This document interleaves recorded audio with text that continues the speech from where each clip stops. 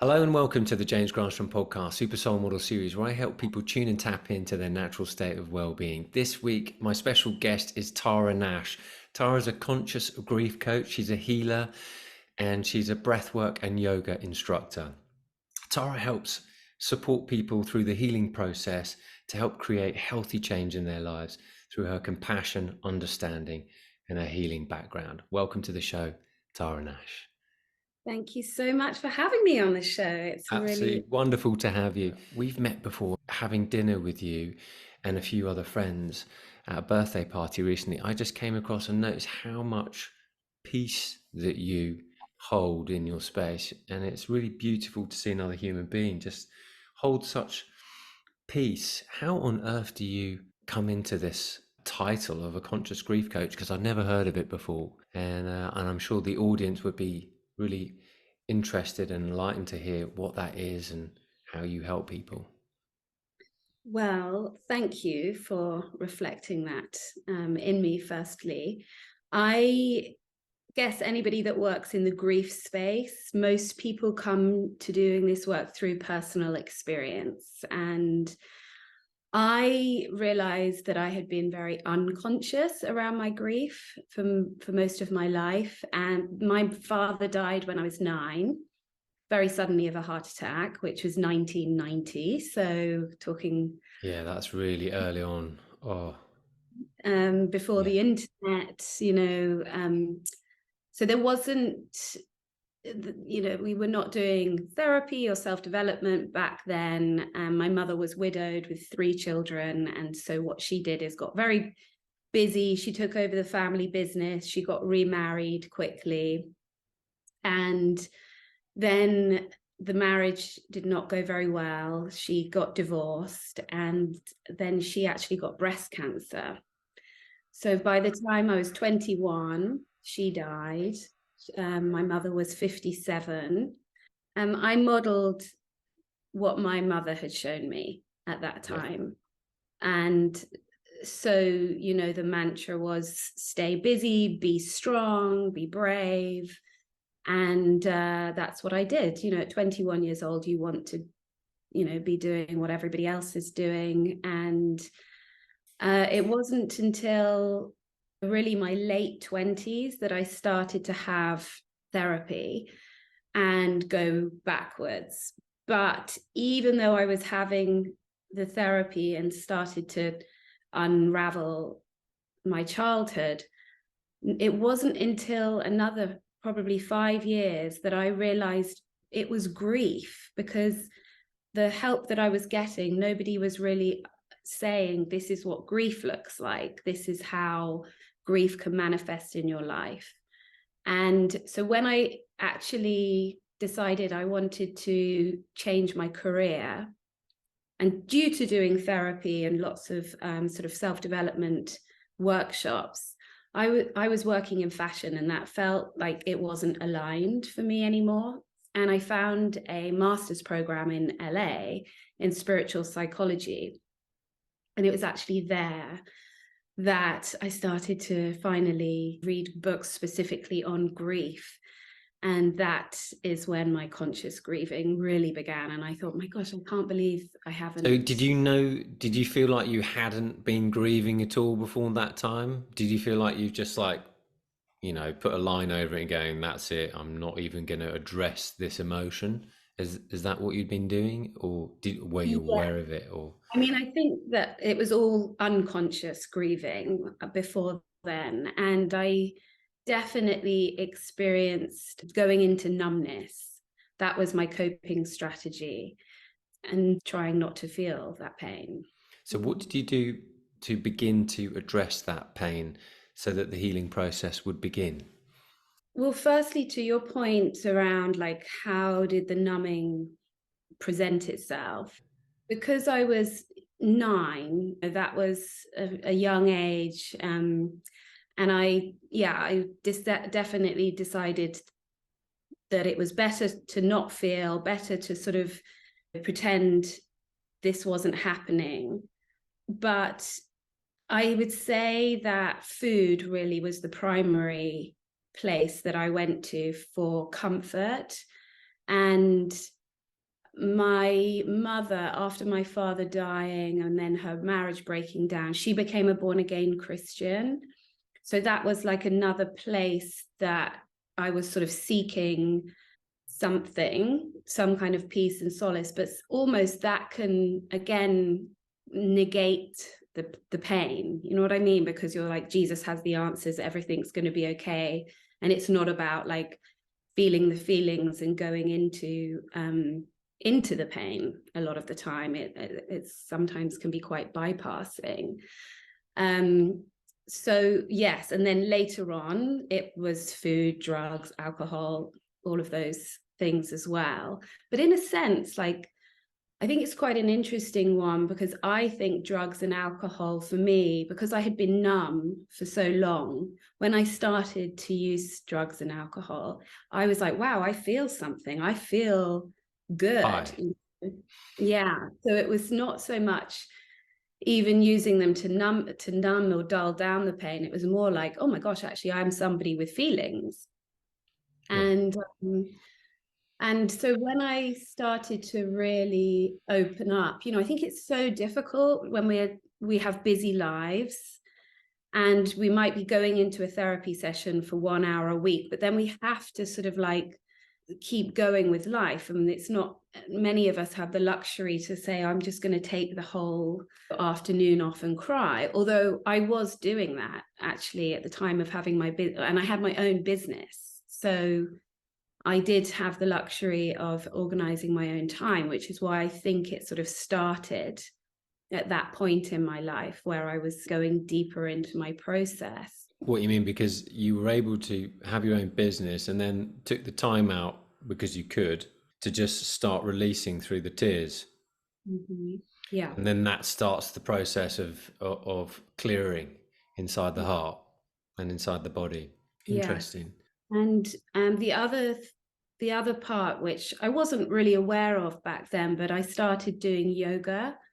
So having that time in a yoga class to sort of just quieten the mind and get more in touch with the body, that started to also open up my heart and my intuition. And I think that definitely helped me to connect the dots going forward in my life of how I wanted to change things in my life, which perhaps I wouldn't have done if I didn't have that quiet time on a yoga mat. When did you start your yoga practice? When did the healing begin? It sounds like the releasing of the tears is the first stage of releasing of the heavy emotion.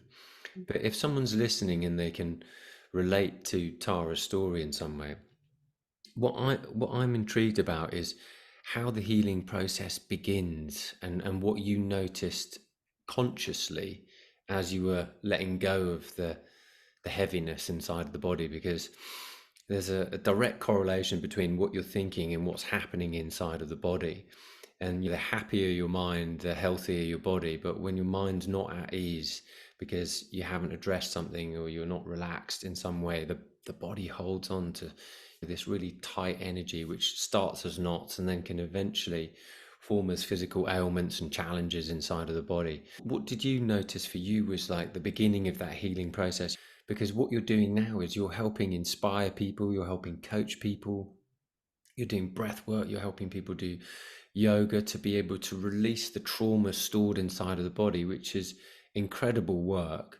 And I can only see this being going forward as another type of necessity for every human being, because if you're born into this life, there is birth trauma that everybody gets trauma at some level in their life, in some event or some cause, but it's how you deal with it that you're able to become stronger, whole, more clear, and feel revitalized. And then you're able to stand at a new set point where hopefully you become an example for somebody else who's looking to heal, which is exactly, Tara, what you've done. So what has been instrumental in your healing? When you make the decision that you want to get to know yourself and you want to heal your traumas, I started with going to see a psychotherapist.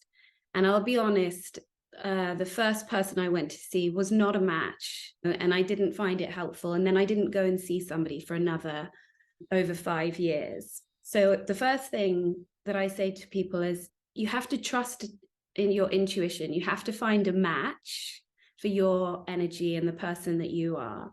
So that was my first step. And I was very ashamed of seeing a therapist when I first went to see one when I was 20. I can handle this by myself. I don't need help, which is often what we try to think if you're operating in your masculine, for sure. Yes, our culture as well, you know, this is now 20 years ago, was not as open as it is now. Thankfully, we are so much more open and conscious now. And so that was the beginning. But when I did find a great therapist who I felt very safe with, who I felt very seen by, and like, I remember first seeing her and I thought, my gosh, this woman can read my mind, you know, because she was she was intuitive and she was a good therapist.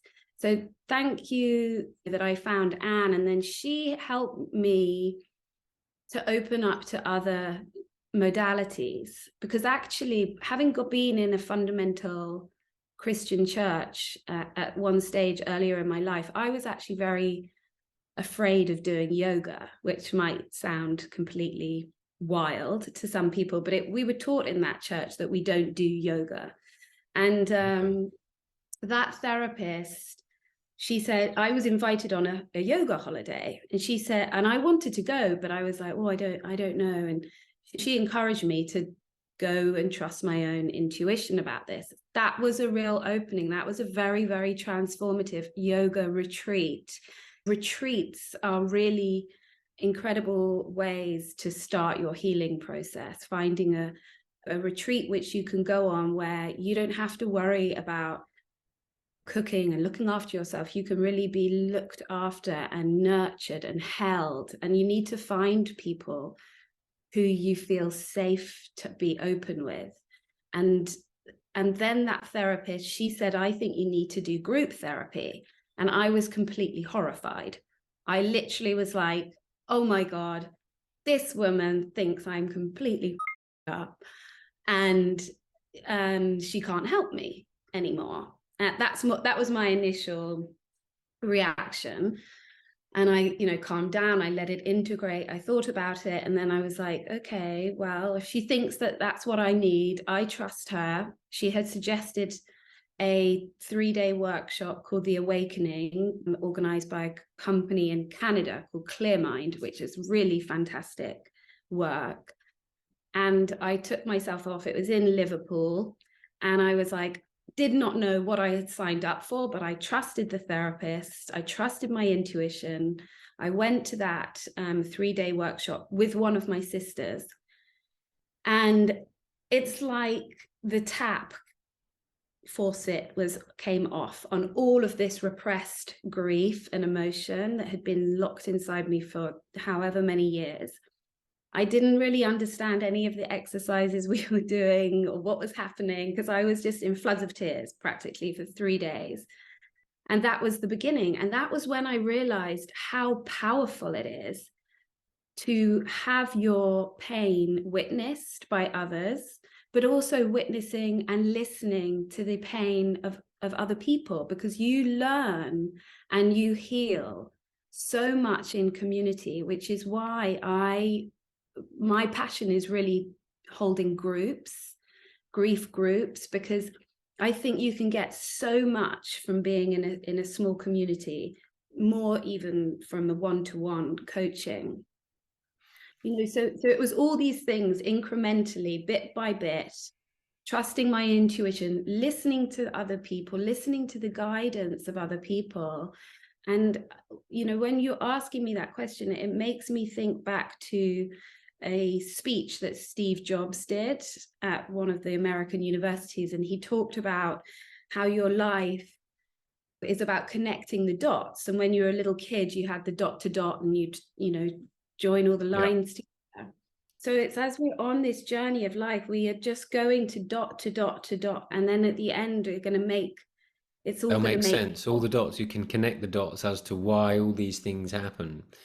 And when you were talking about the group therapy, it just reminded me of a scientific study that I came across that said if you witness kindness, it released the same chemicals as if you were participating in an act of kindness. So when you're participating in listening to someone be able to unravel their heavy emotions. That's why the active listening is really good. And if you notice, Tara's a great listener, which says to me that and this is something I've got to keep on working at myself, is that sometimes in a conversation you have to wait till someone completely finishes their sentence, and then that's the act of listening. But that's also incredibly healing as well. So in those group therapies, I suspect the reason why they're so powerful is because the emotions that are being unraveled, the emotions that are beginning to release, the people that are present also feel those chemicals releasing within themselves as well, which is very powerful. So what do you do to offer help to your clients?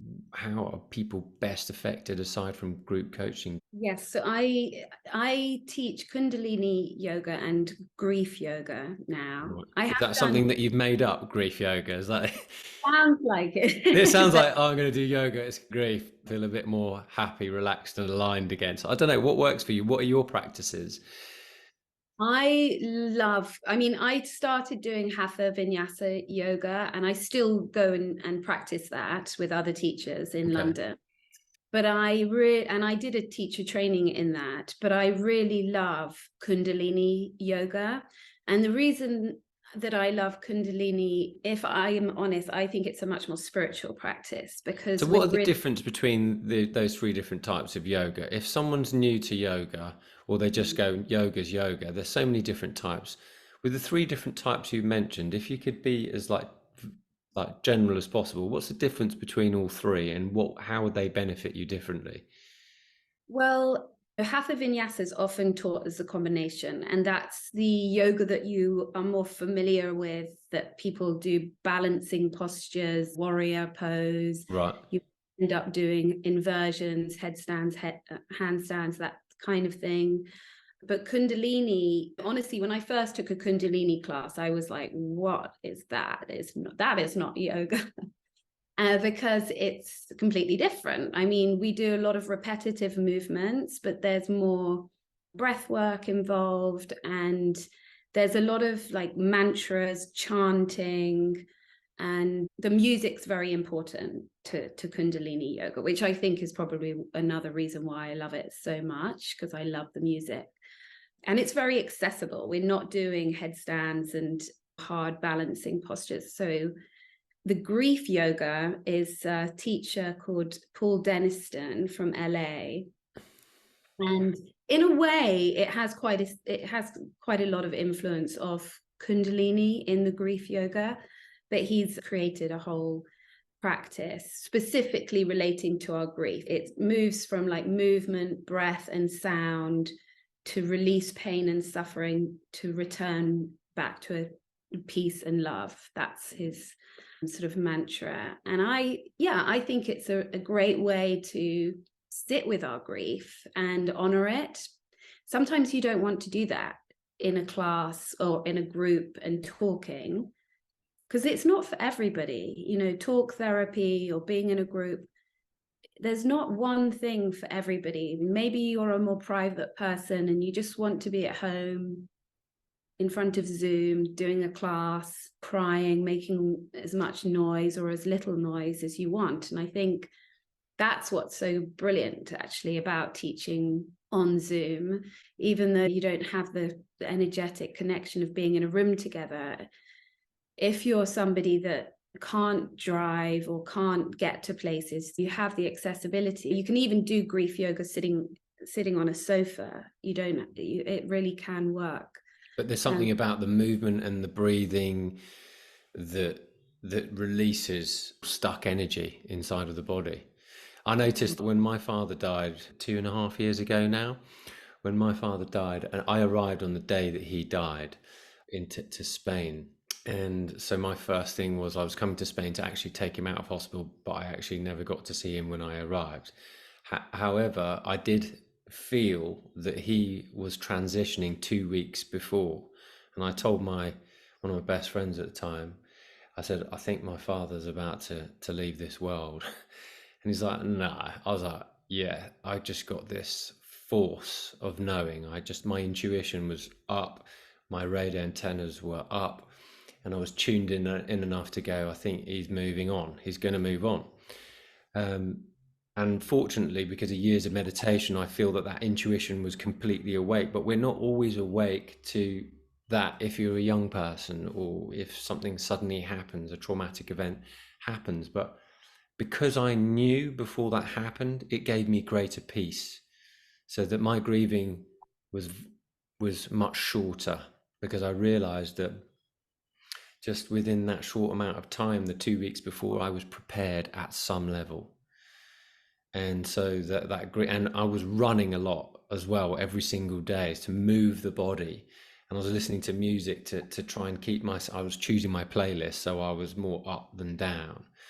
And although I was sad and grieving, the movement from the body was essential to moving any potential heavy energy. And I noticed that for me, going for a run every day, as well as doing my mini yoga that I do every morning, it only took me for 3 weeks, and I think I was as good as gold. And then I saw him in my dreams, like visually, and I was like, wow, this is really amazing.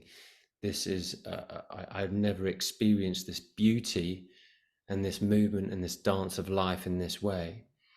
But I love what you said with regards to this yoga movement and the breathing, because it is so essential to moving that energy around the body to release those heavy emotions, which could be stored there for literally years if you don't do anything about it. Yeah, it really can. And it's such an important point that you're making. It, you know, for people who don't like the idea of doing yoga or breath work, it can be running, it can be boxing, it could be dancing. And but the important thing is to do some sort of movement for exactly that reason. Like you say, stored negative emotions can become toxic in the body. And I can't help but wonder, well, my mother's situation inspires me in a lot. And she was somebody who did take care of herself in the sense of eating well and exercising religiously. But this was in the 90s. We weren't talking about self-care and self-nurturing and self-love. You know, we were all about outside validation. And I can't help but think, well, maybe if she had really like slowed down and nurtured herself and honored the fact that she'd had all these different griefs in her life, maybe she wouldn't have got breast cancer. I mean, I know that I can't ever know that for sure, but it's definitely something that I've thought about a lot. And like stress is like stress and our inability to really rest are big things. And we're all sort of like, oh, we mustn't smoke and we mustn't do this and we mustn't do that. It's like, probably if you're like able to rest and know what helps to you to de-stress is you know, the most important thing. I totally agree. And the thing is whether you like it or not, when you grow up and you're an adult, that you have many more things and many more responsibilities on your plate than you did when you were a kid. Yet it's not to say that when you're a child, you don't get stresses, but there are different types of stress. Like as you maybe have a family of your own, or maybe you run your own business, or you've had a traumatic event, that will keep replaying until you learn how to rest. So what are Tara's go-to restful habits that you would say to anybody, if you learn how to do this or you start practicing this, this is going to really help you to enjoy a greater state of well-being? Well, you have to find out what works for you. For me, I love to walk. So I have a dog, and that means that I walk every single day and walk in nature. I like to journal. Like that's, if I'm feeling anxious and stressed or worried or can't sleep, I write, and that is relaxing for me. Obviously, I practice yoga, but it doesn't have to be those sorts of things. It could just be binge watching a great TV show. And like, for example, last night in one of the grief groups I did, we talked about listening to comedy podcasts. And rest might be going into a garden and doing some gardening. Rest might be, honestly, it might be going shopping for some new clothes. So find what works for you, where you're not like just sitting in the stress of life all the time. Because I think we're always thinking like self-care has to be this, like the warm Epsom salt bath, or doing the sitting there and doing your meditation every day. And of course those things are important, but you also have to think about things that give you some joy as well, as opposed to having rigid routines. I think that rigid routines create inflexibility within yourself, and you have to be flexible enough to go, right now I'm feeling a bit sluggish. Going for a walk's a good idea. Right now my mind's overactive, so meditation is not a good idea. So maybe if I can, maybe I'll make a cup of tea or do some cooking if I feel enthused. If I've got a garden, well, I'll just go and have a look outside and have a look and see if you're enthused by any gardening. I've become quite a good gardener recently. I never thought that that was ever going to be the case, but yeah, I managed to find my own green finger. But yeah, I like what you say. I like the be flexible enough to have a look down so many different avenues, so that at least it's helping you feel better, that isn't toxic, that is more naturally inclined. Creativity is a wonderful thing. So Tara, it's been a real joy speaking with you, and I'm always fascinated by the level of peace that you hold. You've been through a lot, yet you've come out the other side, and you've got this beautiful light that you radiate into the world. And I know that your clients speak highly of you and what you do. But if people wanted to find you, how could they find you, and where could they find you? Well, the best thing to do is subscribe to my newsletter, because my website is really hard to update. And so I'm always giving people new times of my classes or when my groups begin via my newsletter. Right. So the website's tara-nash.com. There's many other Tara Nashes, and there's a jewelry designer, but so there you have to put tara-nash.com, or you can follow me on Instagram, which is Tara_Nash_seeker. And I do have links to, my YouTube channel, which has got quite a few free meditations. It also has some free interviews on there.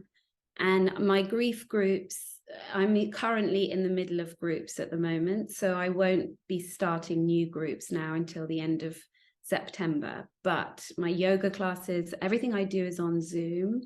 So people can do yoga classes and grief yoga, Kundalini yoga, and breathwork online. And then also you can email me if you're interested in individual coaching. Fantastic. Well, I'll have all your links in here so that people can come and find you. And if you can, sign up for her September sessions, because they'll be amazing. This week's Super Soul Model, thank you so much indeed, is the wonderful Tara Nash. Thank you very much indeed.